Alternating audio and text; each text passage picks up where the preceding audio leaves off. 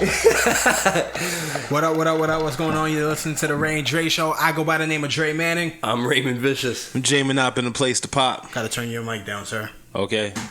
You're way too loud. Yeah. Mic number 3. Thank you. I appreciate you. Yeah, no doubt. You shouldn't be that loud anyway. Are my the levels... only 2 people whose mic should be that loud is Ray and I. That was fucked up, yo. Yo. She just clicked the fucking whole shit. I was fucked up, yo. Anyway, Jay Manop, you can come back in and stop being a dramatic little bitch. I love how we starting this episode off with that. What's going on, guys? Today's a pretty interesting day. Very interesting. We were supposed to have a guest, but he flaked. I'm just gonna keep it real, right? I'm slightly agitated that So we invite people to come on to the show. Manop's probably gonna like take the high road and not do what I do or do what Ray does, and I'm just gonna keep it real. Okay. And I'm just gonna keep it real. We'll never invite you on this show again. Ever. We'll never extend this invitation to you again. Just keep it real with us, because we're gonna keep it real with you. And to start this off with keeping it real is that I don't even believe he's part of Mad Ciphers in the first place. I've stated this numerous times. Mad Ciphers currently operates as a website, and all 3 of the original founders is part of this website. Yeah. So they don't mention him in a bio whatsoever. So you know what? Fuck us. Fuck you. And that's how I feel. My thing is this. We came off an amazing guest last week. Definitely. With Loren from Hurt, which was... Once again, thank you for definitely doing the show, which was a great boost for us, and it was great for both parties at the end of the day, and he was really helpful, and this is from a multi-platinum artist that really didn't have to give us the time of the day, and he did. Mm-hmm. For you to take the opportunity to be like, all right, I'm coming, and then when we book ahead of time. Mm-hmm. So we give you a lot of time in advance, and we keep asking, and we make sure everything's fine, because we get it. People have priorities, people have other things to do. Mm-hmm. We make sure that if you're coming on the show, come on the show. Yeah, because at the end of the day, we want to accommodate you, make sure that you get your right amount of time. Mm-hmm. You get to talk to the people, no matter how big of an audience we have, how big or small our audience may be. It just gives you an opportunity. It gives you the platform to talk to the people and really, tell them what's going on with you and what you got going on. That it helps you grow and us grow with fan base. At the end of the day, that last interview we just had, people fucking loved every fucking question that came out of our mouth. You know the reason why I asked if you listened to the Angie show. I didn't say it before we got on the air, because I wanted to tell you while we were on the air. But she said. She would have never had a rap career if she didn't show up at the studio when KRS-One invited her. Yeah. She didn't know how to rap, but she just showed up. And she talked about how she goes to colleges and she does these lectures, and they're like, oh, but Angie, I don't have this, I don't have that. She's like, so what? Just show up. Yeah. Because you never fucking know what may happen. Very true. Because you showed up. Just because you don't have something or you don't feel like it's worthy of your time or whatever the case may be, show up. Let's see what comes out of it. There's so many missed opportunities. I told you guys a story about how I curved ASAP Ty.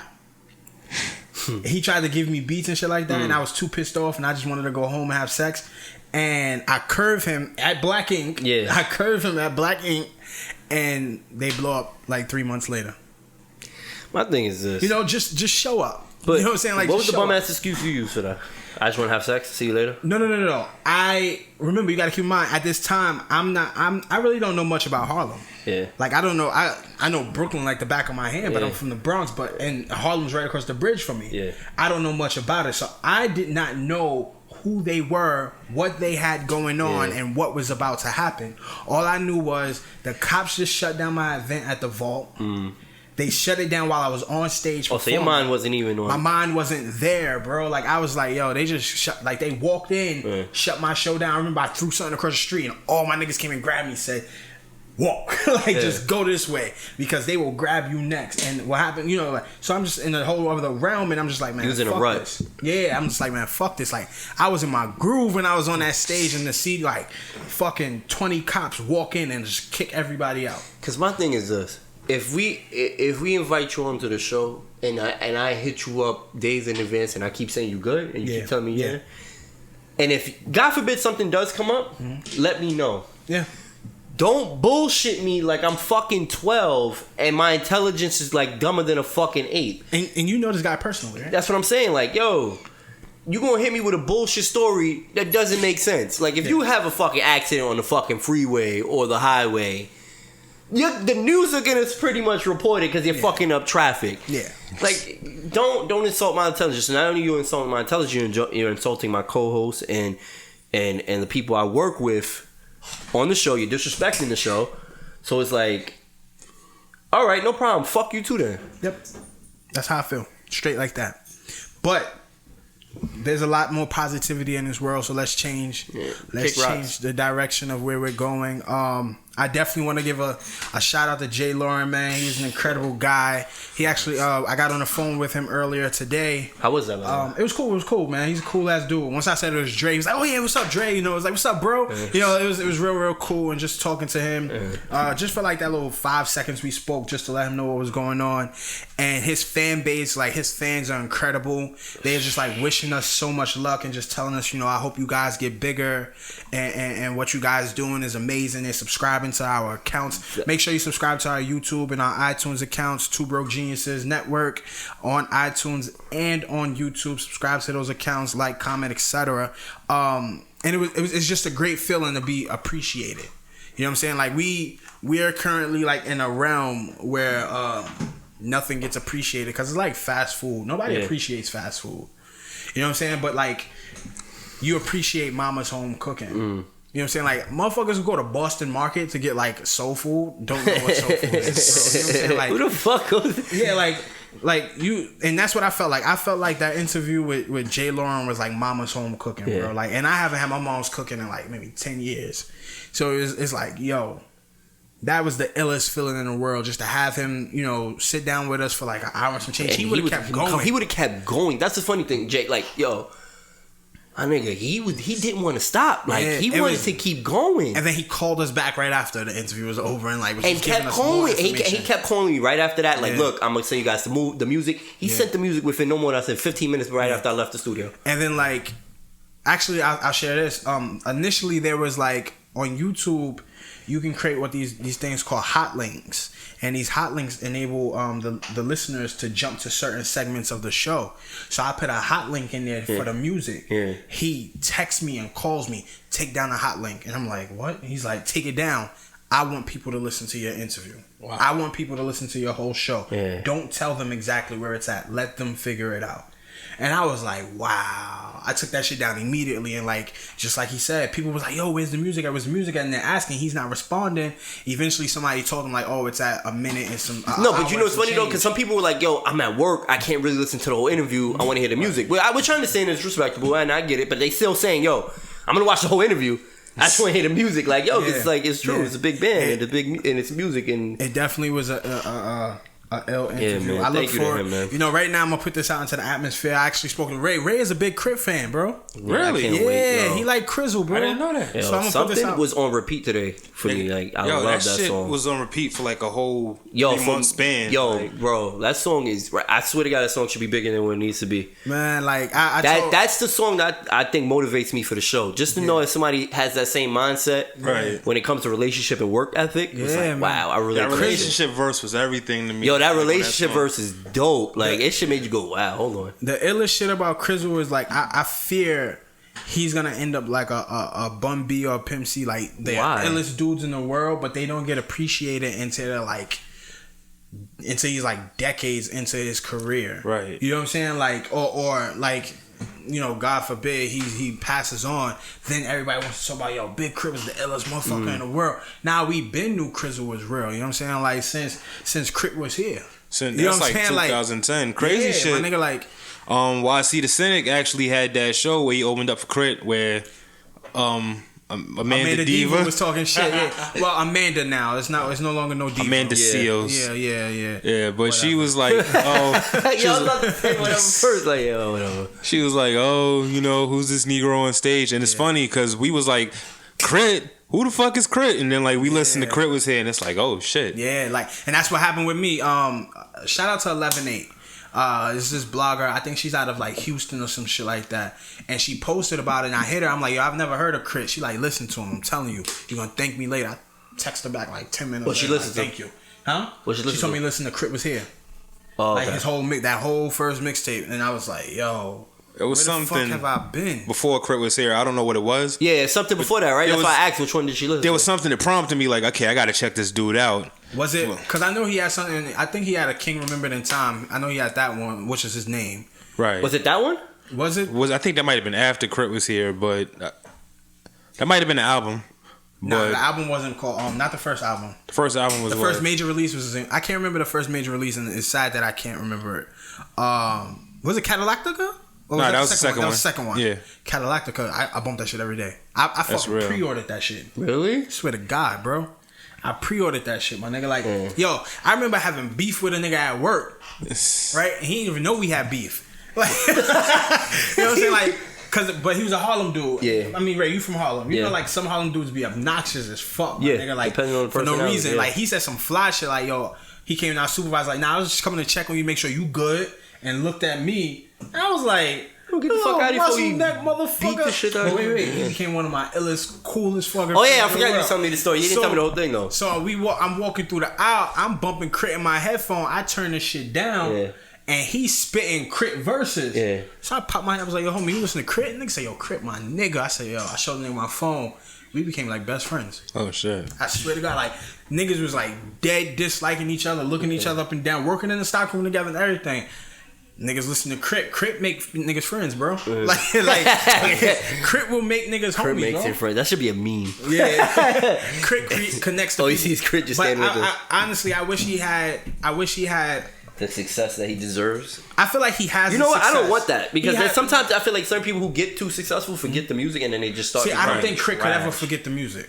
Nah, because it's like it's too much of it's so much because he doesn't conform. Like him doing that record with Rico Love was like a big step for him, right? Because it was such a commercial record, and I liked it. Jim Johnson, that's how you say his name. Yeah, Jim Johnson produced it. And it was ill. Like Rico Love came in there, did his thing, KRIT did his thing, and it was still KRIT. You know what I'm saying? Like he didn't go in there and like do some other type of fuck shit. Like, but he went in there and he did his thing. I feel like what happened was that when Dame got him that deal on Def Jam and just like left him. Did Dame get him the deal on Def Jam? He assisted with it. Okay. Just like he assisted with like the Currency. Currency never signed to Def Jam. Right. He like reneged on that shit. I forgot we was talking about that. Yeah, Currency never signed. He reneged. And Smoke DZA signed. Smoke DZA signed to Def Jam. I think he signed to like the Blue Rock label or some shit. Blue Rock didn't have distribution though. I mean, or the DD172 shit, but they were supposed to have distribution through Def Jam. But Dame doesn't want to do music anymore. You can't. You know what I'm saying? Like he wanted to do it his way, and Def Jam wanted to do it their way. Right. So it's like, well, whatever. We talking about the Dame shit later, right? What? Yeah, we'll get to that. Yeah. So with the KRIT shit, I felt like he really, and then he left Johnny Shipes. He did. Yeah, he's not managed by Cinematic no more. So it's like you don't really have nobody at the label that's supporting you. You don't have the initial management that you had. When him and Tip was supporting him, he was still signed to Def Jam or no? Yeah. He's still signed to Def Jam now. He still is? Yeah. The fuck? Hold on. Yeah, he's still signed. Def Jam does not, and that's the problem. Like I remember listening to like a fucking Breakfast Club interview, and he like Charlamagne was like, "Yo, you know Def Jam don't fuck with you because they only sent one person with you." And he's like, you know what I'm saying? Like, he was just like, I ain't gonna talk about all that. But like, the fact is, like, they don't support him because honestly, either he's too lyrical for them or he's too country for them. Right. That was the thing. I forgot he's from like what, New Orleans? He's from Mississippi. I think from the dirt, my nigga. He from the mud, my nigga. You know what I'm saying? And but he's like one of the. I believe KRIT. If T.I. is the king of the South, KRIT got a strong leg right behind him, bro. And it's probably risky for me saying that because there's so many dope niggas coming out of the South, but like KRIT is just that. Like if KRIT is like if T.I. is JayZ of the South, KRIT is Fab. I wouldn't compare KRIT to Fab. You're not Fab? Nah, I like Fab, but you know. But I'm just saying, like somebody from New York who was like could have been like that next nigga in line, like behind Jay. Like if Big was still alive, people say Jay wouldn't be as big as I don't think so. I still don't agree with that. Really? The jury is out on that one. I don't know. I think they would have went. I think they would have had a war of words though. I think they would have had one of the illest battles. Like, I don't even think that Nas JayZ shit would have ever happened. Nah, I don't think they would have battled because that was like. I think they would have had some type of somehow, some way, the communication between the two would have like went in two different directions. Because of the music, or you think because of JayZ's personality? I think because of both of their personalities. Well, I could say this, like, if Big didn't pass, because once Big passed, I think Jay felt like he had a lot more to prove in a sense.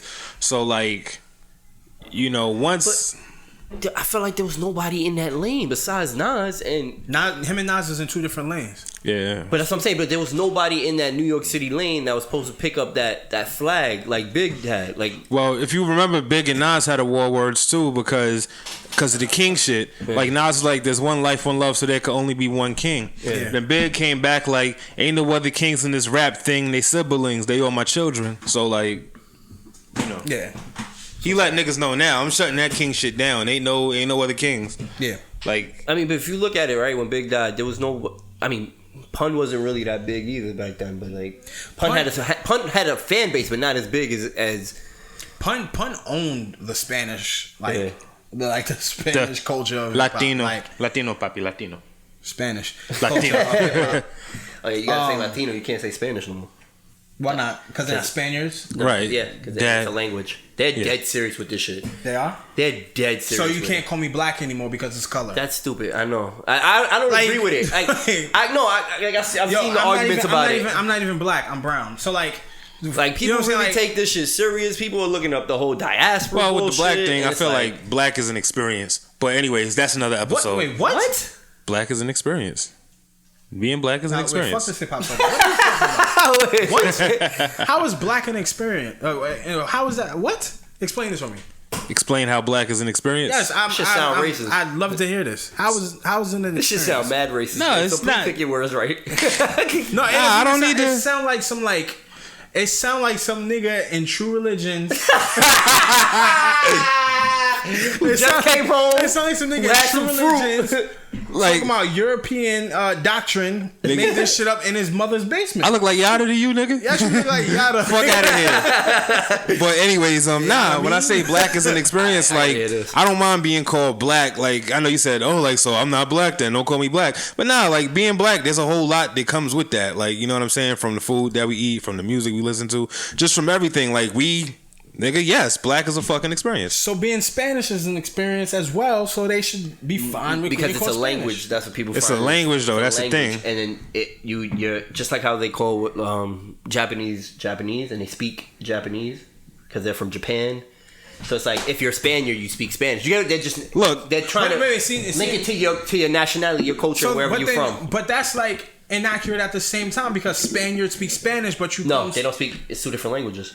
Spaniards don't speak Spanish? No, they speak a different language. It's a different dialect. They speak a different dialect. Yeah, excuse me. But they speak Spanish. Yo, we don't have to understand it, but the most we should do is just respect it. You know what I'm saying? Like, if they want to be called Latinos, call them Latinos. I don't give a fuck about that shit. Hold on, Ray. Who the fuck are you?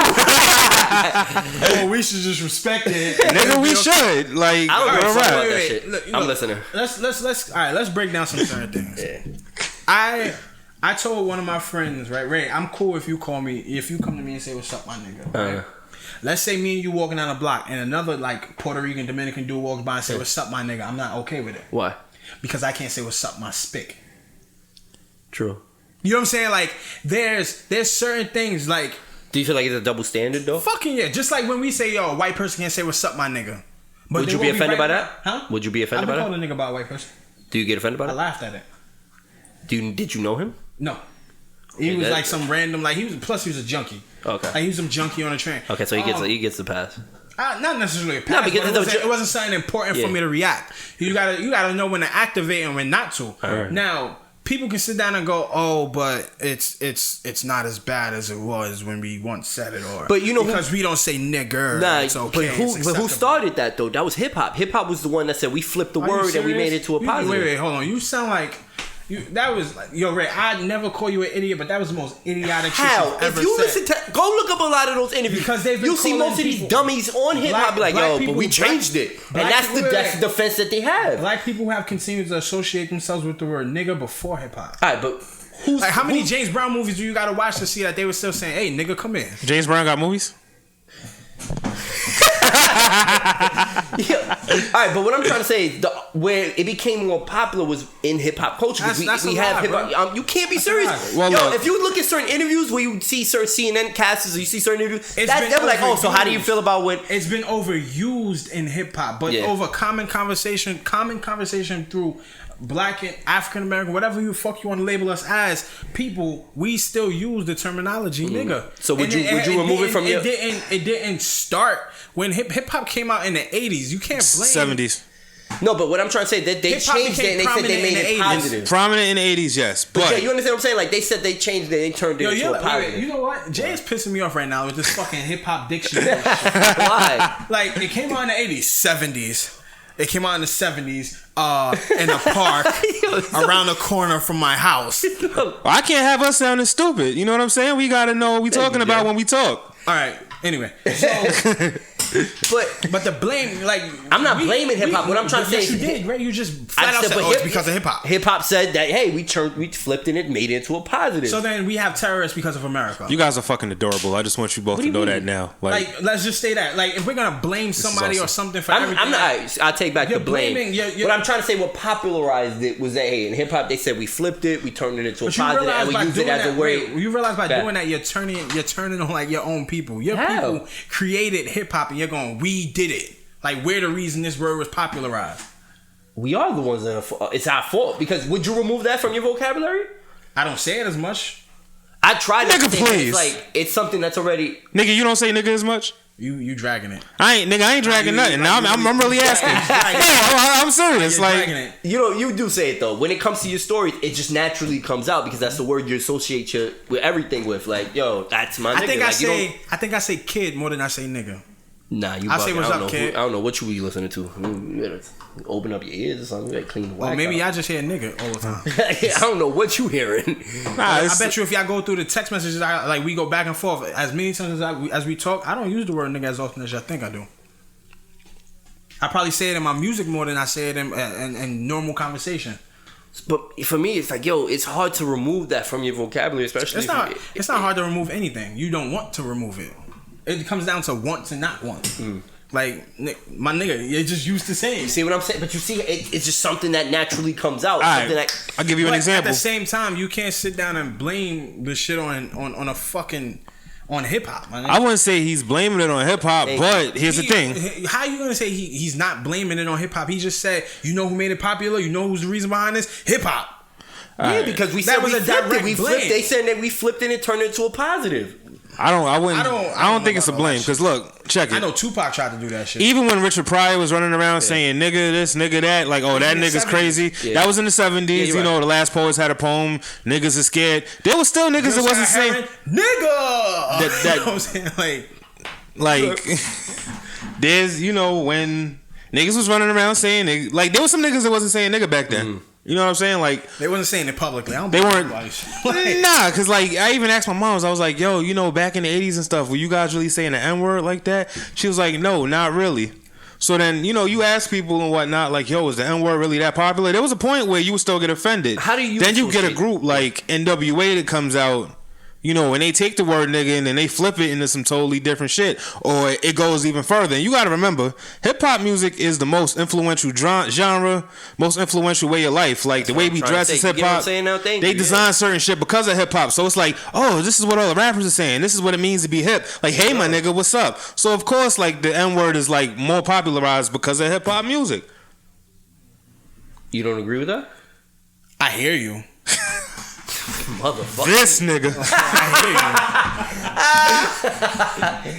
So, all right, your point. My thing is, I forgot what I was about to say. But what was your point? What you were trying to make about it? Like, what you feel like we should stop using it? You feel like, as a whole, the word shouldn't be used, or you just saying like scale it back? None of the above, my nigga. I'm just saying like, what I'm saying is. I don't even know how we got on this topic. It was me. Oh, no, it was me because I said that like, because I was with Fresh yesterday, and people don't know that Fresh is like half Puerto Rican and stuff. So, that's right. I said, I don't like when Spanish cats say nigga, and we, you know, it's just because you can't say spit. I can say spick if I want to. No, you saying that no, it would be okay. No. But I'm saying like no. Even if somebody got mad about it, I don't use the word. Yeah. I don't think it's really that special of a word. I didn't find out about that word till years ago. Like, I didn't even know there was a derogatory term. Yeah. I don't even know. Like I don't know the understanding behind. I don't know where it. Yeah, I don't even. I don't get how it makes sense about it. I grew up in the west side of the Bronx, so we had a lot of Dominicans, so we just called them all Hicks. Yeah, that's what I'm saying. That's everybody. That's what people usually call them. That's what I was calling them. Hicks. We called them Hicks. Like we separate, and that's kind of like how I separated like my Dominican friends from the ones that lived in the Heights. Yeah, the Heights was 5 minutes away from me. I could get that bridge. So I'd be like, yo, I'm gonna go kick it with the Hicks in the Heights. You know what I'm saying? Like real shit. But at the same time, it wasn't disrespectful. You know what I'm saying? Like that was the crazy thing. Because they owned it. They recognized themselves like, yo, and they call themselves Hicks. My homegirl Jess was like, yeah, you know, I'm Dominican. You know, I'm very Hickish sometimes. Yeah, like I have Hick ways. That's usually like the Dominican that come from DR, barely speak English, wingtip shoes. You know what I'm saying? That's right. Shit in my head. Yo, I was like, oh, he better say penny loafers or wingtip shoes with the tight shirt, with the flamingo colored shirts and shit, with the white button up shirt with the little chest hair showing with the Ed Hardy shirts on Sundays, the rhyme songs no white pants. That's Jamaicans, but yo, money so. You know what I'm saying? But like, it's at the end of the day, when you really break it all down, to someone who doesn't give a fuck about being black or Spanish and they just care about their white power, we just all a bunch of niggas. You just completely just fucking just did he not just defeat the whole purpose of what he just said? We're all just a bunch of niggas. Wait, what? Like everybody? What I just said to someone who doesn't care about us being black, Spanish, like we might separate ourselves. We create like this own mental apartheid amongst ourselves. Like if you walk into a room. And some different places, different rooms, you might walk into a place where there's all Spanish people over here, all black people over there. We create this mental apartheid between ourselves. Hell yeah. Wait, like what? Like what places? Clubs, barbershops. Oh, really? Barbershops? Like, yeah. Hell no, I don't know. But nah, barbershops. I never had that issue in my neighborhood. They got the black barbershop, and then they got the black barbershop and the Spanish barbershop. Like, really? Oh yeah, but that's because look, my barbershop wasn't like that. That's what I'm trying to say. You live in Harlem. Yeah, you live in Harlem. Plus, not to sound this way, but Harlem is predominantly black anyway. Unless you go to the east side, where it's a lot more. I've never. El Barrio. You gonna see the divide, but in Harlem it was always more acceptance. I've never had that. You're on the west side of Harlem, bro. Like you on the west side. Yeah, that's the best side to live on. When I was growing up, before even with the gentrification going on, even with the gentrification, because it's as crazy as. Remember, I moved over there in '89. Gentrification has its gift and its curses. Yeah. It kicked people out, but it made the blocks more peaceful. Yeah. You know what I'm saying? Like, I would be fine with my child playing outside in certain parts of the west side of Harlem until like maybe like 10 o'clock at night. Yeah. I was walking through the west side of Harlem the other day. Like, I was walking up Frederick Douglass or whatever. On what street? They don't call it Frederick Douglass. Isn't it called 7th? 7th. Pardon me. Excuse me. I learned that the hard way, bro. Nah, I forgot because it's like, oh yeah, either you want 7th or you want 8th. Yeah. I'm on Frederick Douglass. That's 7th. That's 7th. Thank you. That's the quick way. Like, nigga, where you from? So where you was walking there? So I was walking like in the 30s or whatever. I was like on 133rd. Okay. That shit over there is pretty rough. Yeah, 130. It's still the gutter over there. Yeah, it's maybe it's certain areas. That 125th, 145th, 150th. Yeah, it's certain areas where areas they knew where they wanted. Yeah, they knew what they wanted. They're like, okay, so we're going to take up for the rest. They're gonna get the rest. Believe me. Right over there by Columbia. As long as I can walk to my dorm, I'm okay. But ultimately, it's like what I would love to see is like more unification between. Is that a word? Unification. Alright, I'll make sure I ain't tripping. More unification between the cultures, like more, African Americans and Latinos. But I feel like that's from Latinos not accepting certain things. Not accepting that, like somewhere along in their heritage, they're African. Yeah, they don't want to accept that. They have a hard time. It's a hard stigma behind it, which I never understood. Those who understand the diaspora, they understand like, yo, I am black. Those who don't want to accept it and are ignorant, it's ignorance. You know what I'm saying? Like, it's ignorance and it's a lack of know. Oh, you know what I'm saying? Like, I don't know, so I don't want to know, and I'm not going to take the time. I'm going to hit both y'all. Do you feel like that's the same thing when it comes with Africans that come over here? No. And African Americans? No, I think it's like that with African Americans. In some, I'm not gonna say all. I'm gonna say because I was watching an interview. And when too. I say some, like I was in the gym and I was playing. I wanted to do like this skit for the channel where it was like walk up to a Puerto Rican, yo, you Dominican? Fuck out of here, nigga. Nah, I ain't Dominican. Yeah, walk back up to then an African American, yo, you African? Hell no, nigga. I don't stink. Smell me. You know what I'm saying? And that's the problem. Like it's fucked. That's funny. Up. You just gave away the whole skit. Every culture has that divide between race. Like you call a Japanese person Chinese, they'll it's over. They'll flip the fuck out. Like my brother used to tell people that he was West Indian, he was Jamaican. So they would come to me like, oh, I heard y'all Jamaican. I was like, fuck out of there. No, he not. Hey, so what are y'all? I was like, we niggas. Like, yo, we are Africans. We are African Americans, bro. Like, I don't know what fuck shit my brother told you. But he's trying to create this disconnect with his African heritage. The reality is my grandfather grew up in the South. Yeah. My grandmother grew up in Brooklyn. Yeah. So I got raised by a Brooklynite, and I got raised by a child of a slave. You know what I'm saying? Like probably his grandmother was a slave. You know what I'm saying? Like and for us to like disregard where we come from is disrespectful. But then you have the other part of it where we're not accepted by Africans. You know what I'm saying? Like just like Irish people from Ireland don't accept Irish Americans. Yeah. You know what I'm saying? And that's the fucked up part, is that people who represent our heritage 100% don't give us no percentage of it. Like, you're American. We're watered the fuck down. That's why. They tell you that, like, yo, you American. Your shit diluted, bro. Like, you wasn't with us with the flies in the face. Like, nigga, we was really out there in the fucking field. Fuck is you talking about? You know what I'm saying? Like, and it's crazy because those who were raised in Africa, and their family wasn't brought to America to like build America. I don't feel like they have a true understanding. I was watching an interview. You know, right? that might be a lie, because then they had to deal with like, you know, Europe taking over South Africa, and South Africa finally getting its what was it? Not freedom, but independence. From Britain. I was watching an interview from a predominantly African celebrity, and they asked him. Say that again. A predominantly African. Excuse me, a fully African celebrity. We all probably know, but I'm not gonna mention his name because he hasn't done the show. My thing is, they've asked him that question. What do you think the divide is between African Americans and Africans who come from the motherland to here? What do you think the divide is? He was like, it's laziness. He thinks all Americans who have been born, black African Americans have been born here, are lazy. I agree. Africans are hardworking. Mm-hmm. They have to work hard to get their food and water and survive and be able to put clothes on their backs. And they feel like when they come to America and see the way certain people are, they're lazy. And then you know what happens? What? Their kids become lazy too. You agree with it? Yeah. I mean, I feel like someone who comes here from Africa, someone who comes here from a third world country in general, works harder than an average American. They work so that they see the opportunity. Yeah, like let's not even talk about Africans. Let's talk about Mexicans. Like not even on some funny shit. Like dead ass. Like you can go to your local Home Depot at 9 a.m. and you'll find like 15 Mexicans sitting outside waiting for the van to come and get them. That. No, you know what I'm earlier than that. These dudes, you could find them 4:30 in the morning. They'll be standing out there to get the money that we won't make. These cats is like, look, I got family to feed, I got bills to pay. I don't give a fuck if you're gonna give me $6 now. Here's the thing, I gotta go out here and get it. It's more to them than it is to us, because they come from absolutely nothing. But that's why they work harder. So that's why the statement sounds more true. You know what I'm saying? Like, they work harder. Think about this. Like, if they're willing to, let's say they don't get home until like midnight, and then they get back up at 4:30 in the morning. What time you went to sleep last night, Manat? Probably like around 4:30. What time you woke up? Like around 10. What time you went to sleep last night, Ray? Say 12 at night.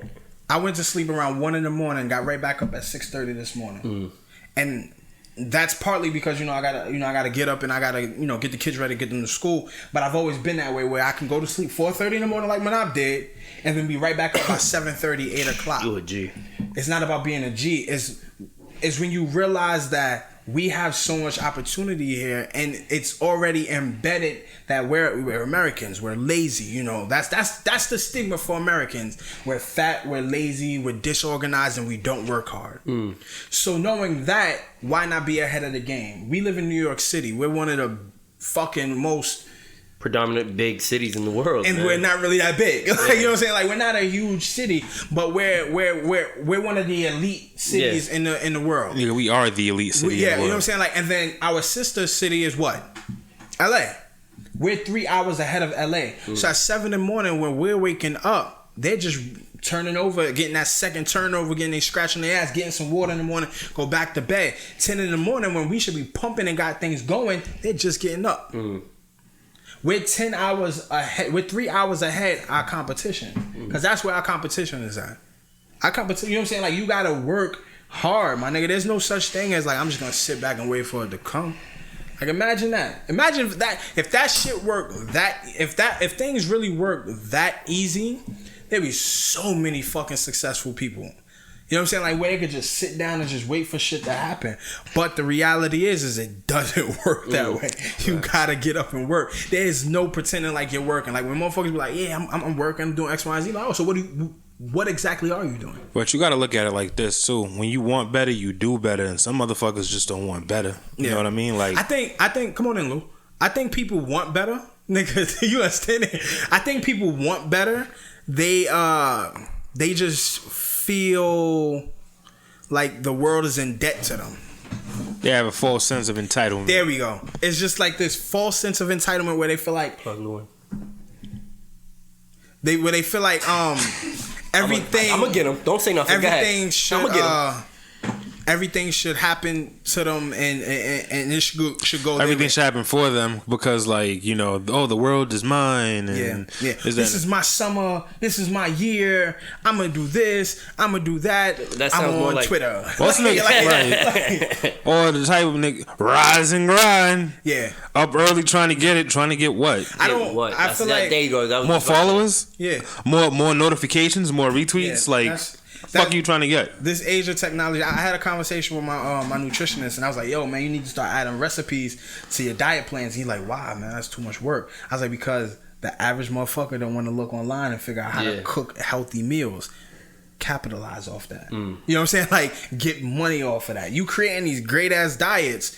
Throw a fucking recipe in there, or some recipe books in there, because and it's ill. Like, realizing, like, because of technology, the simplest things people don't want to do. Like, Ray, you text me earlier and was like, yo, send me a link to the show, and I'm like, yo, nigga, really?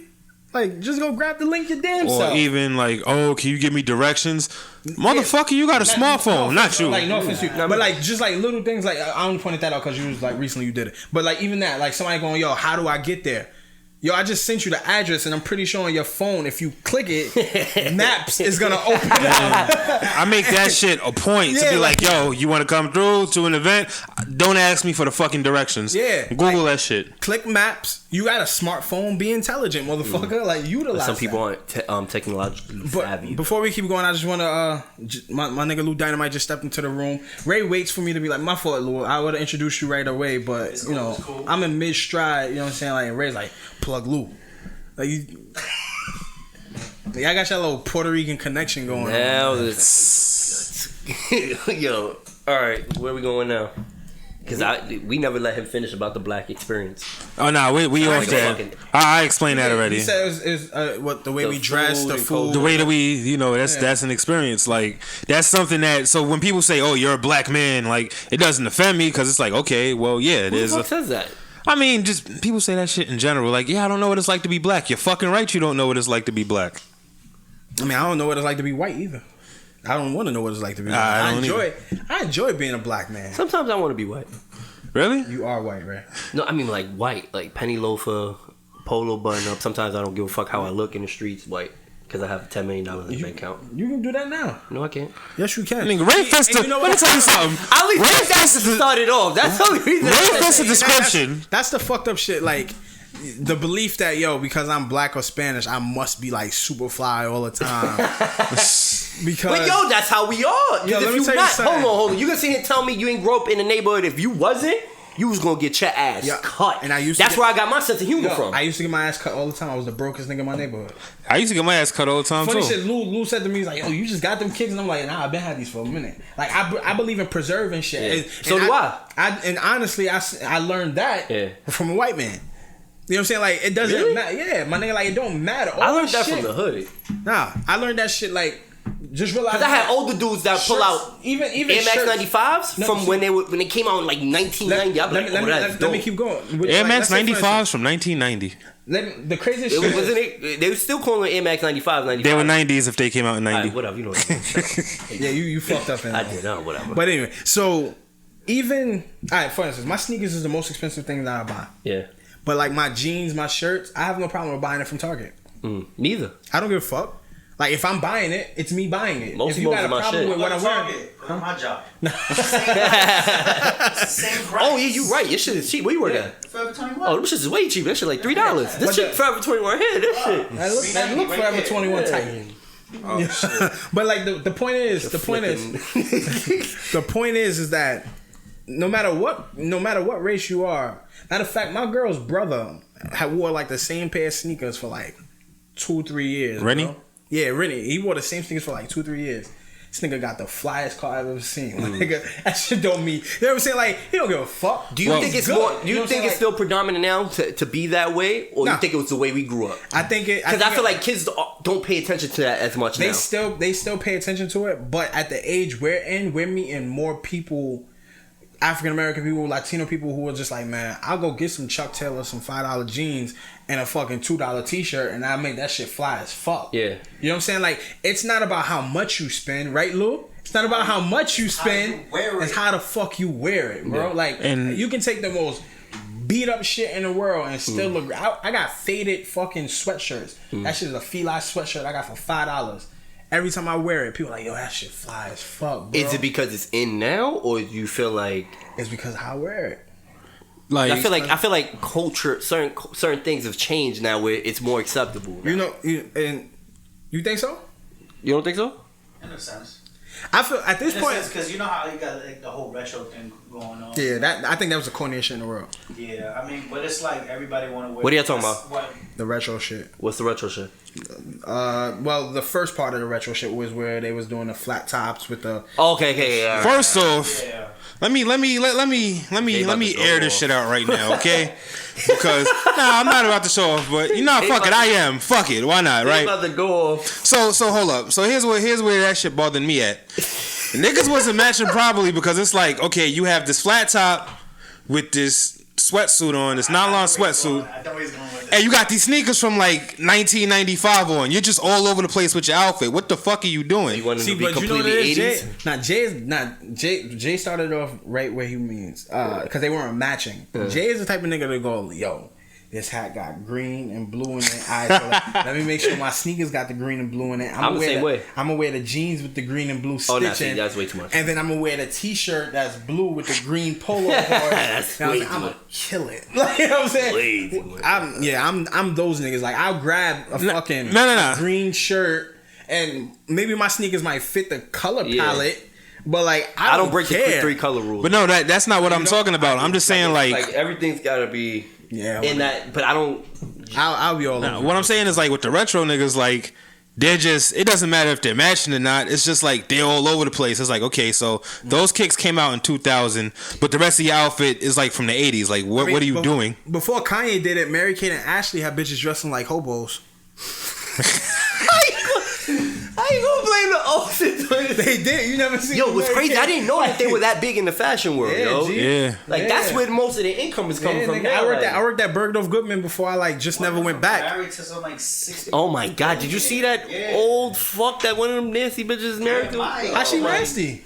She bugging. She gotta be nasty. Cause she like a crackhead too, so she like probably fit perfect. She like old dick, like that make her nasty. Shout out to the Olsen twins. She looked at them. They just turned 30 today. Got them bitches good. They just turned what? They just turned 30 today. The Olsen twins. Did? Yeah, and they look about 52. They smell mad cool. Would you smash one of the Olsen twins? Hell no. I would. I'd smash. What year? I'd smash just to like Snapchat this shit and be like, I just got a head from Michelle Tanner. And they gonna be like, what? Why does she look like that? I don't care, my nigga. and I'm leaving out of there with some bread. If I was him, I would have married Kate and Ashley. Like, you know what I'm saying? Marry Kate and Ashley. I'm my wife. Fuck it. You ODing.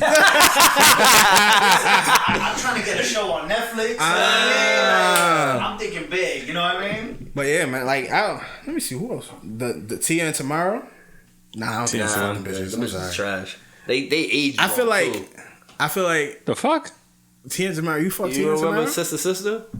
I'm thinking about twins I was smash. What did J. Cole say? Like, I'd fuck Tia and Tamara and put name tags on their titties so I don't get them mixed up. Bitches is trash. I never heard that line. What song was that? It was It don't even matter. Yo, I fucking hate this nigga. They were whack. Yeah, they were trash. But Take my picture off the fucking logo when we premiere this shit. I quit. You quit? I fucking hate you, Dre. You sure? You sure? Yo, Lou. Oh, yo, what the fuck is up with him today? He's been coming at your neck all day. He's feeling himself. That's why. Like, word. You know what it is? Monop disappeared for what? Like 3 weeks? First off, hold the fuck up. I haven't seen this nigga since the LaCrim episode. Oh shit, damn. You saw me the week after. Oh no, you right. When I was tripping, when I was wilding, and y'all niggas wanted to quit the show after that. Can you use that the following episode when I was talking about? Oh yeah. Well, you ain't say you wanted to quit the show. We was just like, Dre's wilding the fuck out. Like, you bugging out, nigga. Yo, y'all niggas. Like, everybody's mama was a hoe for somebody. My Like, mom sucks some dick. She's slurping like crazy. Nobody wants to have a, like... Okay. But... I even said my own mother was doing Yeah, that. but nobody wants that image in their head. Yo, That's good. You take that image of your mom and you do what you do. It literally pops in your head. So it's like, thanks, you just had an image of my mom giving top. Great. I don't get that. That's honestly, if you get that image of your mom sucking dick, that is some sick shit, bro. I'm just saying, you know, like, hey, don't put that shit on me. Like, you need that, you need that parental block, nigga. Back like, on topic, dealing with your stupid ass. What were we? Didn't you want to talk about the fucking the gorilla thing? Which Why are you whispering? moving away from the mic to whisper? Because that's right. You have edits and shit. Should we just... I'm not editing nothing. We're just going to keep it running straight? Yo, I swear to God. This is going to be a long-ass episode. What the hell? It's only been an hour. It's been less than an hour. That ass? Yes. I feel like I've been sitting in this chair for a minute. What's wrong? You gotta pee again? You gotta No, take a pee I'm break? good. No, not So what's wrong right with you? now. What the hell I'm you just whispered this side for? So Gorilla Grodd. Alright, there's two fathers in here. Yeah, which I know this would never happen to both of you because you guys are great parents, but would you... How the fuck did your child fall in a fucking gorilla pit? I mean, well, with Dre, it would be different because, Dre, no offense, kind of has like gorilla-like features. Shit like that. So... Way too fucking far. He called you a fucking monkey. Hold on. Wow. Oh, wait. Slow down, bitch. All right. Here we go. Bitch. Here we go. All right, hold on. Let's get one thing straight. Look at me. Here we go. Look at me. I'm staying the fuck out of now this. Look at you. Look at me. Now I'm look back at you. out of this. All right, move on. All right. I mean, I'm the man that you could look like, but Oh my god, yo, Lou, we That was staying out of this fucking Go ahead. What you talking about? All right. What would your reaction be? If my son fell into a gorilla, You're jumping in there, right? Well, no, What? What the fuck you mean, no? nigga. That gorilla is huge. 800 pounds. I'm gonna, baby. Don't move. Play dead. All right. Let's keep it real. Honestly, my child would never end up in there. I know, that's what I said. But So there is no what would I do. I'm sorry. I couldn't even think hypothetically about it. Yeah. Would I go into that gorilla pit? That situation to really like. Yo, you know they got a new Tarzan movie coming out, right? Yeah. I would have been. think Tarzan. that's why they could. I know. I would have been Tarzan in that. Thank you. is it a live action Tarzan movie or is Yeah, it looks amazing, but It was, and then also you got to keep in mind that little boy's probably bad as fuck. Yeah. because this little guy said, "I want to go play with the gorilla." no, he said I want to jump in the water. Yeah, he's bugging. But- So, like, Yeah, I have a like- 4-year-old too, and he knows damn well He ain't jumping in no. I'm not goddamn- going in there. He be like, "Daddy, go." Well, like he don't feel even like, like yo- he don't even like big dogs. Why would he even go next to a gorilla? You know what I'm saying? Like, It's the same way. Hey. She won't walk away from me. Like I took her to the aquarium, maybe like the day after that shit happened, or the day before, and she walked up to like a seal or something, Daddy, and she'll grab my hand. yeah. She don't go like a certain amount of feet. So people, without yeah, grabbing my hand. yeah. You see what I'm saying? You see, that's parenting. Albert is the same way. He'll come to me and go, "Daddy, give me your hand. Come on, let's go walk over here." That's and then we'll walk. parenting. People are upset because we blame the parent. Like, oh, you can't blame the mother. You can't blame the child. You can blame the mother for being negligent because she was too busy talking to. I've seen this so many times, like where parents in general, like they're not paying attention. In the Bronx, a woman, her 4-year-old was ran over by a car. She was pushing a carriage, and her 4-year-old was walking in the street. As they were crossing the street in the Bronx, we have called the concourse. If you're from Brooklyn, they have Eastern Parkway. Yeah, the concourse is like the same thing in the Bronx. So it's an expressway. Yeah. So they're crossing the street. She's pushing the carriage. Her 4-year-old is crossing the street with her, but she's not holding her hand. Car didn't see the 4-year-old. Hits her. Busts a turn, runs over. There's a lot of negligence when it comes to certain parents where they're allowing their kids to operate in whichever way they want to. My kids gotta walk in front of me at all times. I'll be straight up. You know what I'm saying? Like even other people's kids gotta walk in front of me. Like, yo, you with me? Yo, walk. Why are you behind me? You see, when I'm with you, I still have that etiquette. Like when we work with kids, like you see, I'm like, come on, I'll hold their hands or I'll hold their book bag. Yeah, like you don't know the comfort level of the parents as well, so you will like hold their or you touch their shoulder, and be like, come on, let's walk. Yeah, but like the whole thing where the only part I didn't like about the whole story was them bringing up the father's storied past. Yeah, that shit was unnecessary. They were just reaching. I've been hearing a lot about this Gorrilla story. Exactly what the fuck happened? 4-year-old got trapped in a cage. No, quick story about it. 4-year-old, they had the Gorilla pit. What's it, Cincinnati? Yeah. The Gorilla pit was open. It's not like our Gorilla pits where you got to look through the glass. It was an open pit. The little boy, and then the little boy went through the bars of it. He dug through the damn thing and got in it and slid down into the Gorilla pit. And the gorilla was dragging him around, but the gorilla at the same time was trying to protect him. That was the crazy part. I don't think anybody. I don't think he was trying to harm him. He wasn't trying to. He was just trying to figure out what the fuck. He was actually trying to protect him. So like, but he was, as a gorilla. You know what I'm saying? Like he's intelligent. It's an intelligent animal, but at the same time, it's an intellect it isn't human yet. You know what I'm saying? Like it's not fully human intellect. He was getting like crazy because everybody was screaming. Yeah, and they had no choice but to put the gorilla down. Pop them. That part I heard about. Animal rights people said, "Oh, you could have tranquilized him." Tranquilizer darts don't immediately work at all for gorillas. They don't immediately work. Their muscles are crazy. I read an excerpt about a gorilla trainer. Yeah. And she's been like training gorillas for years. She's run all her life. Yeah. And she was saying that there was nothing else that they could have done. Yeah. So like so you guys do agree that they were supposed to shoot the gorilla? I believe so. I mean, because what it really comes back down to is, all right, the little boy snuck in there, but whose life is more important? You know what I'm saying? Like at that point, America made a gorilla's life more important than a black child's or a child's in general. Because but it would want to lose because if the black child would have died, then that shit. It would have been on the zoo. Yeah. They would have never blamed his mother. Yeah. It would have been on the zoo. Yeah, I know because they didn't take proper precautions. You know how many silverback gorillas are left in the world, right? How many silverback gorillas left in the world? This is gonna sound incredibly foul, but hear me out. We aren't poachers. It's not our fault.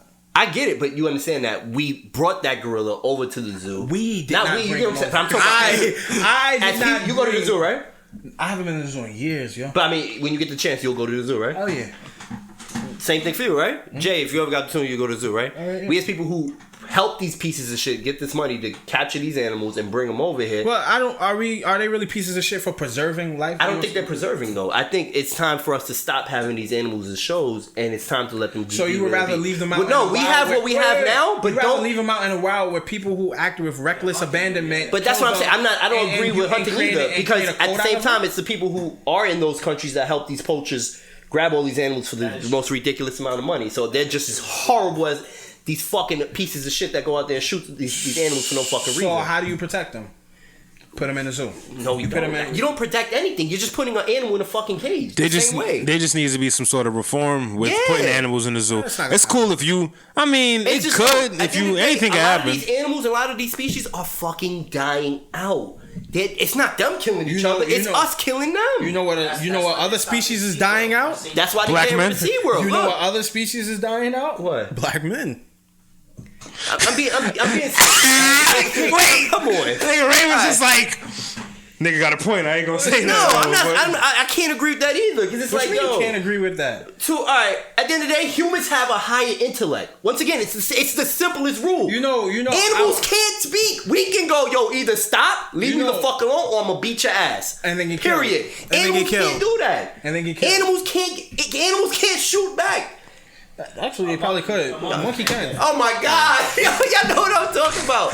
Seriously. You train a monkey. When you want a rifle smart. against a lion, you're gonna win.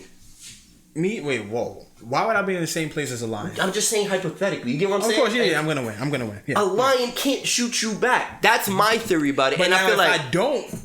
Now, if I don't I'm have talking about no, shut the fuck up. Now if I don't have by this rifle, you know what I look like? What? A big ass piece of dark meat. Yeah, you know what I'm saying? That's what I look like to the fucking lion. Because my thing is, enough is enough. We need to leave these fucking animals alone, man. It's just, I saw a video recently. Wait. Are you a vegetarian? No. This conversation's over. Because I eat meat? Pause. I should say pause. Pause for the fifth power. I'm laughing at Lou because like Lou's whole reaction. Pause, y'all. Pause. This guy's a fag. But so wait. Can't say that shit. What? Oh, you really can't. You are bugging the fuck out. Oh, that's another word I can't say, right? Fucking right. That's another word you can't say. I can't say spick. I can't say cracker. I can't say. You can say cracker. I can't say fag. We can always say cracker. Cracker's fine. It's only a word you give power to. I don't give a shit about that. Do you know where it came from?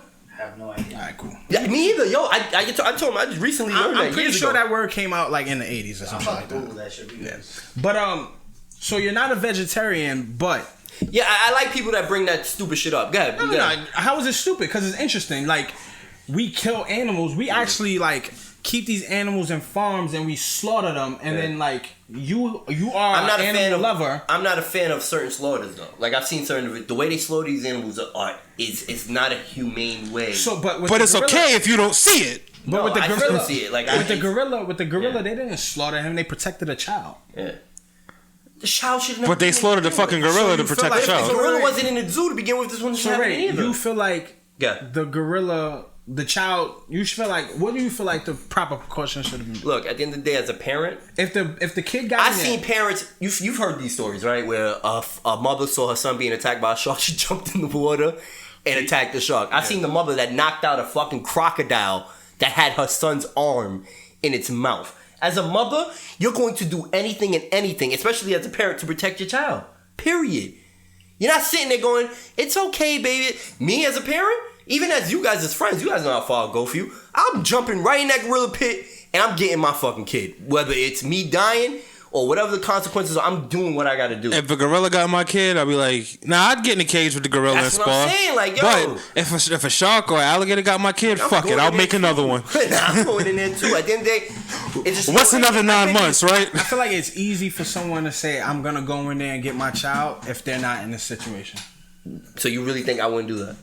I don't give a fuck what the... I've been telling you that. I would love to fight an animal one day. I don't give a fuck. But you hear this nigga contradicts himself at every move. Hell! Oh.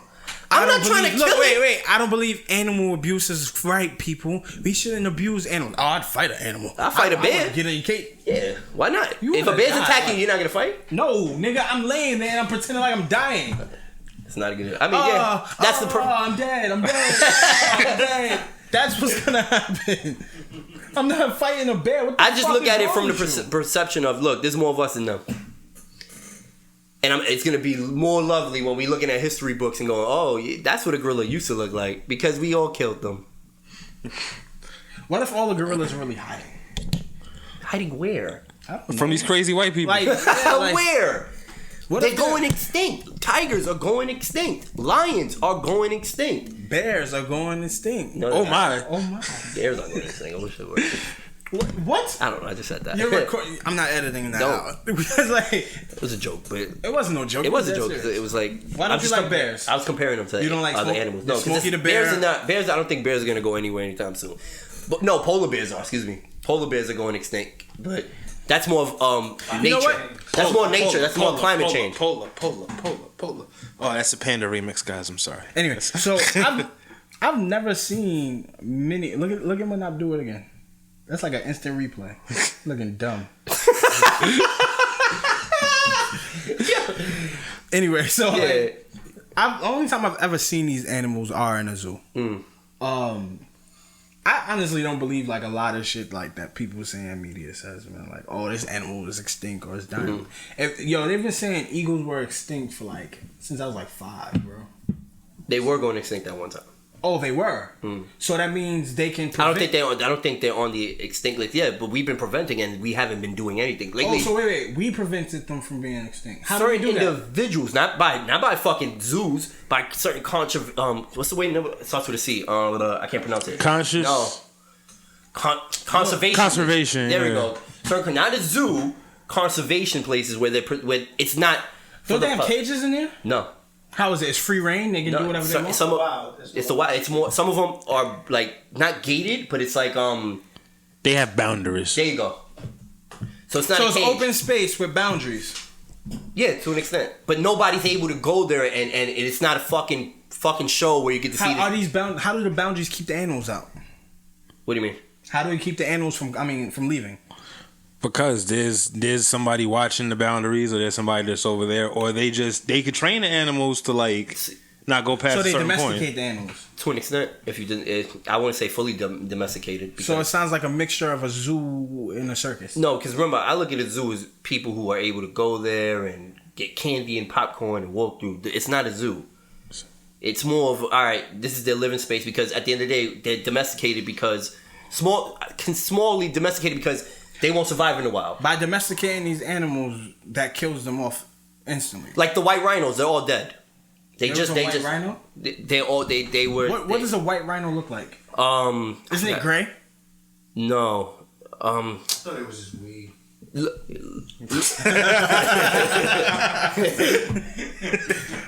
Rhinos are going extinct as well because of their tusk. So now what they're doing is they're putting red ink on the horns. Conservation, preserve, protection, and restoration of natural environment, natural ecosystems, vegetarian and wildlife. Repair artifact. I'm just reading out loud. Nah, you're giving more info that helps. I'm trying to see about this whole barrier thing, how they keep them. Yeah, once you find out, let us know. But it's becoming, it's just crazy because at the end of the day, imagine you being able to tell your child like, there was this one big ass cat one day. He was orange and had stripes. His name was Garfield. Like, there's no more tigers in the world, and it's getting crazy. Like, honestly, bro, you just don't believe tigers could eat me. All right, so like, so you don't care. It's not that I care about people more. You know what I'm saying? Like, I care about people more. Where it's the same way one day I said to someone, like, how can I worry about what's going on in the Middle East or in the third world country if I walk out my doorstep I can get popped by the same person that just said hello to me 10 minutes ago? You know what I'm saying? Like, I care about people more, and it sounds fucked up, but this is my reality. But I'm not gonna sit down and protest and do those. For one, we don't eat tigers. Like, what we eat is people eat tigers. I don't eat tigers, my nigga. Yeah. I don't eat tigers. When I've invited you to my crib for some tiger steak, nah. You know what I'm saying? That sounds good. That shit does sound delicious though. I ain't gonna front like, Tony is still alive, nigga. Tony the tiger is still here. We fine. I got my frosted flakes, but I'm gonna keep it real. I care about people. I care about people more, and knowing that we as a people, we're still able to prosper, and we're still able to survive, and still able to create and curate different things. Until what happened? I want you to read where it says furthermore how it is it bad or good? How it gets funded. Is it bad or good? Where furthermore, a substantial amount of funding comes from the state through a sale of hunting, fishing licenses, game tags, stamps, and Wait, what part was that under? Excise taxes. No, what part was that under? Hold on, Ray. They have the tags from the purchases of hunting equipment, ammunition, which collects around $200 million annually. They funded it by killing someone. That's crazy. You hear that? They're funding it by killing some of them. That means they're putting out the weakest ones, letting them scurry along, and then they're killing them. Bugged out. Once again, like I said, I care about the lives of people. You know what I'm saying? Like, you don't have children now. You got Ray and Jay. Y'all don't have children yet. Not that I know of, at least. Whatever. So what? At some point, you're gonna want to have children. Do you want to tell your children, yo, there used to be tigers, or do you want to tell your children, yo, this used to be a real world at one point. Now we live underground. But that's what I'm trying to explain to you. That once they go, this used to be. We used at one point in time. We as people, we were free to roam, and then they took that away from us again. But that's what I'm trying to explain to you. I forgot the theory that explains that. But once they go, we're next. All of us as human beings, we are all gonna go extinct next. Well, I hope they take the white people first. Oh my God! Well, I mean, who's they? I don't know. Wait, DJ Khaled told They don't want us to win. Why do you say that? They don't want us to succeed. Why do I say what? What you want white people to go first? Well, if you honestly take a look at it, white people are pretty much kind of on their way out of here. Like, they're gonna be the minority soon enough. You have middle-aged white men who are like dying off at an alarming rate, and then there's also the big heroin crisis and drug crises. Don't mean shit until they affect the white community. That's just known. But yeah, like, and plus, they're women for every.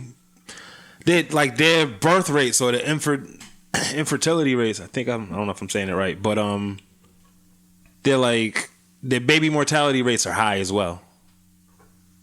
That's creepy. Yeah. Why do you Where you get that fact? Where you getting your facts from? Where you get that from? Just be knowing shit. That's all. Just be doing the education. Cheat code. Did you guys hear about the harvesting of like organs and how people traffic them and shit? Yeah, black market. Yeah, but that they're doing it with black men and women because their organs are stronger. So white people, like there was a guy, I think Dre told me this, and he needed a heart transplant, and he was a racist, and he got a heart from a black guy. Nah, I didn't hear about this. No? That shit just came out like today, I think, or it just came out like recently. Not too long ago. Somebody told me that. So it was from the black market, or was it from the hospital? It was through the hospital, but I'm saying though, like the whole point is like, it's crazy. Like the organs of black men are much stronger than the white guy. You know what I mean? Like that whole thing about like erasing black people's history. That's the creepiest part about it all. Is like when you try to pretend like something never happened. Dinosaurs happened. Nah, slavery wasn't real. Wait, what? Oh, they won't let you forget about dinosaurs. I think we talked about this before, but there's been textbooks where they've been erasing those parts. They've been erasing that part. They've been erasing same of the shit. When the Indians were dying out. But they don't call it slavery anymore. I forgot what was it called. It Native was like, Americans, my brother. What's the name of it? What's the word that they use for it? That's gonna piss you off. Something trade. No. It was like they decided to become slaves, and they the way they terminized. I actually had to talk. I talked to my little ones, and I was like, "Yo, do they teach you about Christopher Columbus in school?" I was like, "Oh no, we just learned on our own." What? Like, well, they teach them certain things about Christopher Columbus, but they don't tell them like, Oh, they don't want to get on that subject. Yeah, like, because you know how sensitive some of these fucking parents are. I feel like these things need to be taught because. Well, sensitive. In what sense, right? Parents are really sensitive with certain. Well, it depends on the demographic of parent that you're talking about. I mean that's what I'm asking. So if you say, well, most of the white Americans were the ones that enslaved African Americans, a white parent's gonna be in an uproar. That's because especially one that just moved over to Harlem and has no idea what the fuck they're talking about. That's because they felt guilty about the shit. Like, oh no, well look, I understand that my great grandfather might have been a slave owner, but it's not my fault. Why? Because I've seen it happen in my workplace. There's certain subjects and certain things they didn't want us to touch on. Do you feel like white people should still feel guilty for slavery?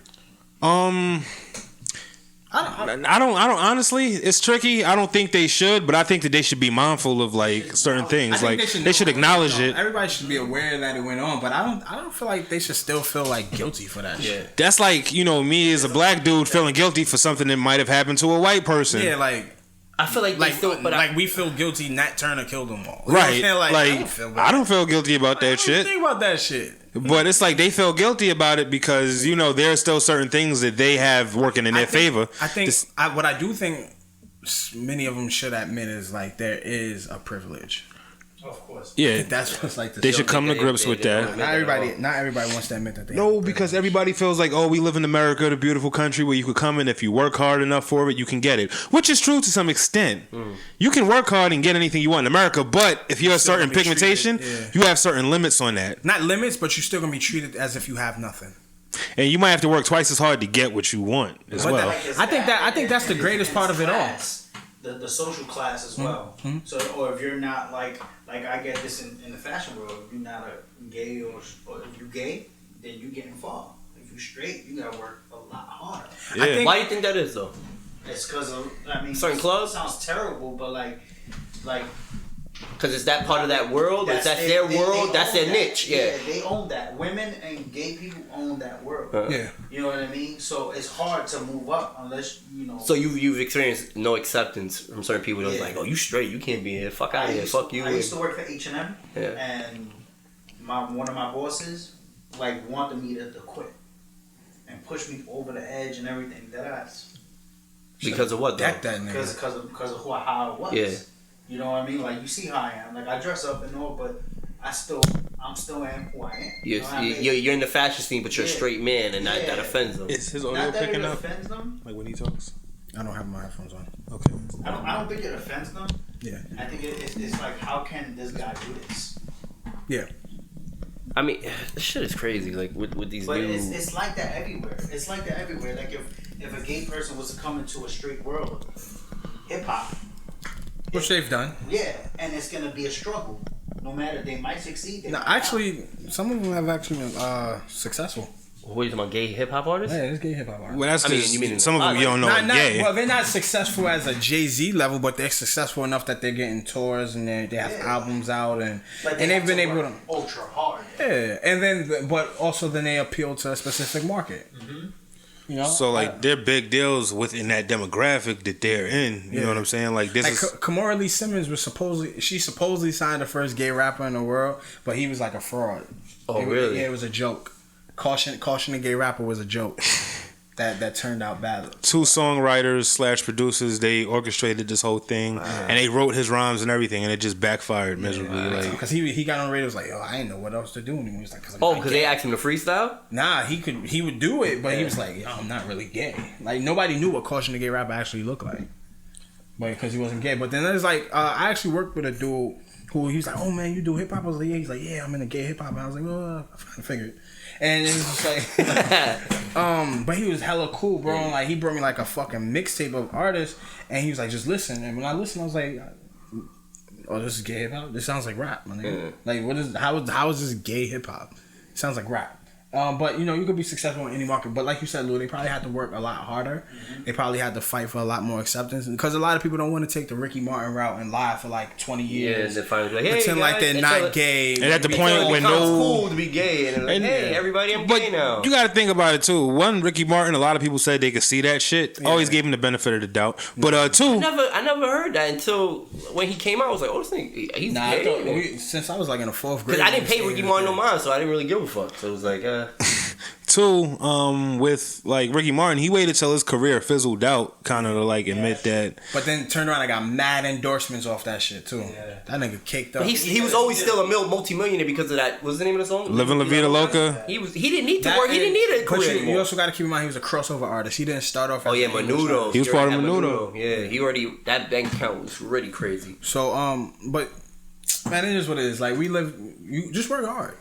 Fuck it. You know what I'm saying? Like, fuck it. Like, you know the chips are stacked against you. Why would you work less than that? I think that's, you know but like you said, though, it's not for everybody. You know, it's certain ethnicities. You know what? I had this conversation, and I feel like your kids measure themselves against you. Really? So when you guys have kids one day, you are either the highest point or the lowest point that they can ever be at. Mm. So... And it's all subjective. It's all subjective. So, your child might look at you and go, "Damn, yo, my dad did a podcast. He was doing this. He was doing that. My dad was a DJ. He was a producer. He was doing this. He was doing that. I want to do that. But do I want to be at my dad's level where, all right, maybe he didn't make $1 million, but he made a couple $100 every month, or do I want to surpass my dad and make $1 million every? You know what I'm saying? Like, and then you have the other kids like who kind of like grow up like and their parents was on welfare. They had kids young. They got on welfare. They got on Section 8, and they're like, you know what? I'm okay with reaching that point because my mother or my dad, they survived. So I want to survive just like that. So if I get to this point and I'm able to survive, I did it. And then you have people that look at it and go, no, my mom's was on this shit all their life. I want to be more than that. Right. You know what I'm saying? I'm not going to name this person or this female, but, you know, they ask about aspirations or whatever. And they were like, she was like, yeah, you know, we were like, yeah, once you want to go back to school or do something, she's like, no, I just want to be bartender. Because that's what my mom did. Yeah. And it's like, is that like that is their peak. But it's But it's I mean, not, I can't fault somebody for that either. Like, if that's what they're comfortable with, they're comfortable with that. Like, it's not about faulting someone. It's just acknowledgement. But it's about like nothing that I don't get me wrong. The things that I say, I'm not trying to fault anybody or deem anybody unworthy of whatever it is that they want in life. What I'm saying is that this is what I view things as. This is like my opinion. This is my truth. You know what I'm saying? It may not be your truth to you. It's just my opinion. But if you kind of like follow us on Twitter, Facebook, Instagram, and Snapchat at Two Broke Geniuses. You'll find some fact in it, and you'll find some like overzealous opinion in it at the same time. Right. But like I said, your children are gonna always measure their success or their pitfalls to you. Yeah. I measure mine to my mom. My mom, like at 40, went back to college and got her associate's and then her bachelor's degree. And had another child. Yeah. You know what I'm saying? Like at 30. Yeah. And did all of that. So I'm like, damn. Like at first I was just like, nah. My mom was on Section 8. She was at this. I gotta surpass this shit. Yeah. And then I did it. And then she went back to school and got a degree. Not one degree, but two. And I was like, damn, motherfucker. Like, you know a lot to live up to. Yeah, so you know what I'm saying? And then what ended up happening I can't even get past 10th grade. My brothers did it. Yeah. Like, my brothers was like, damn, my mom's went back to school. My brother went down to North Carolina, and he went back to school. And then my other brother's in school right now, and we're going to be a cop. But these guys are just like, Ray don't like that. These guys, you know what I'm saying? Like, yeah, we're measuring ourselves to the people that we care about. And it might not be your mom. It might not be your dad. It might be your older brother, your older sister, a mentor from school, whatever the case may be. But everyone kind of looks at someone and go, yo, I want to be as successful or more successful as X, Y, and Z. Especially if they know them personally. If it's someone like you just know in passing or a celebrity you're familiar with, it's kind of like bullshit. And then there's two things that tie into that as well. You know, everything is subjective to what you see. Like, it depends on what your definition of success is. Some people are successful failures. Some people succeed so much of failing, and then like also at the same time, that's why it's up to us as young men, especially young men of color. Like, you never know who's watching and who's looking like, yo, so Dre's doing that. I like Dre. You know, I want to look up to Dre. Like, you know, so it's always important to just keep that in mind as well. But yeah, dude. Like, and also one thing my pops always said was like, listen, it's your job to be better than me. That's what you're supposed to do. You're supposed to be better than me in life. Because our parents know that we're watching them. Right. And we measure ourselves to them. Like, once again, go right back to it. Like, with your environment, what you learn, you know what I'm saying? Like, how you walk, how you talk, how you decide to approach certain things.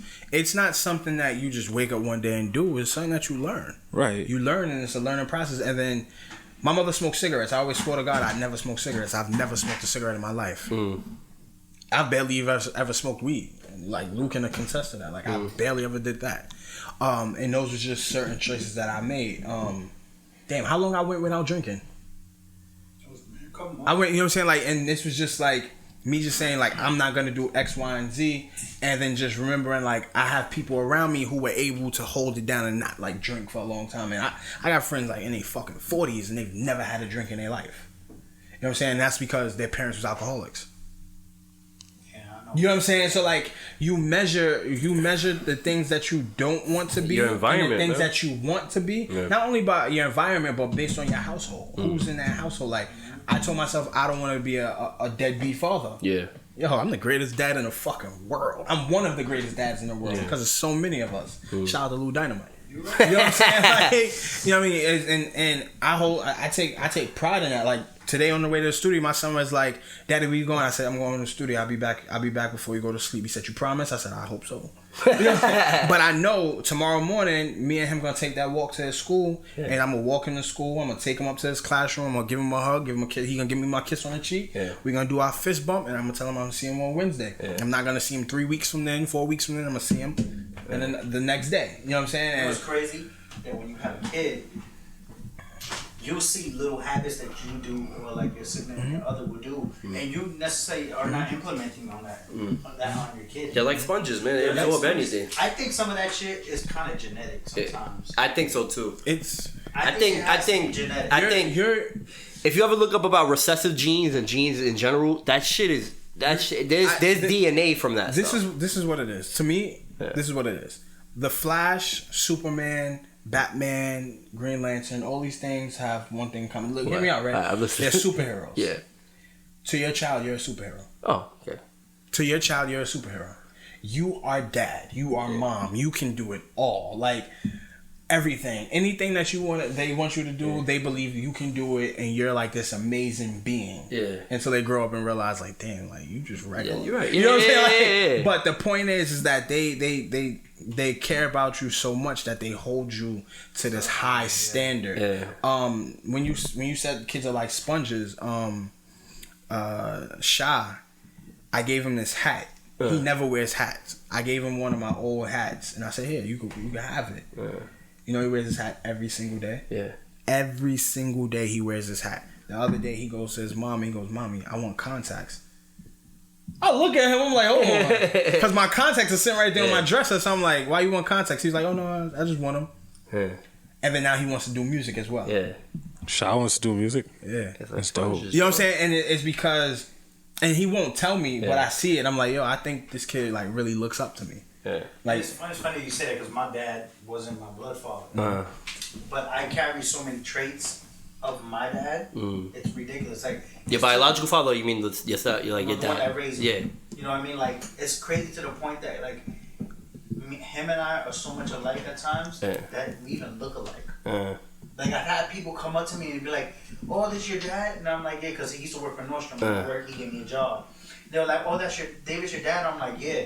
Yeah, you guys look exactly. I'm looking like, stop lying. That's weird, right? But then, one day I looked at a picture of us and I'm like, we kind of do resemble each other, which is fucking weird. It's weird as shit. Yo. There's no love like the love of your child, man. No love whatsoever like the love of your child. All right, we want to end the show on a great note. Yeah. We had a really good show. As always, you guys have some energy we going up out this bitch, man. Y'all looking tired and shit. Tired too. We had a great show, Yeah, it was good. It was okay. Don't worry, cool. Next week will be better. We want to thank Lou Dynamite for always being in the building, coming out. Lou distracting me. Have me watching Lou Raw. Dynamite. You watching Raw? Huh? You're watching Raw? Yeah. I don't want to watch. But as always, you're listening to the Ray and Dre Show. I'll go by the name of Dre Manning. I'm Raymond Vicious. And I'm Jay Manop, the place to pop. And that man over there with the ponytail is Lou Dynamite. Even I'm in the cut. He's in the cut. Thank you for listening. Make sure you like, subscribe, and comment. Shout out to Creative Collective Worldwide for supporting us. Indigo Studios for having us. And we out of this bitch. The hat's coming soon.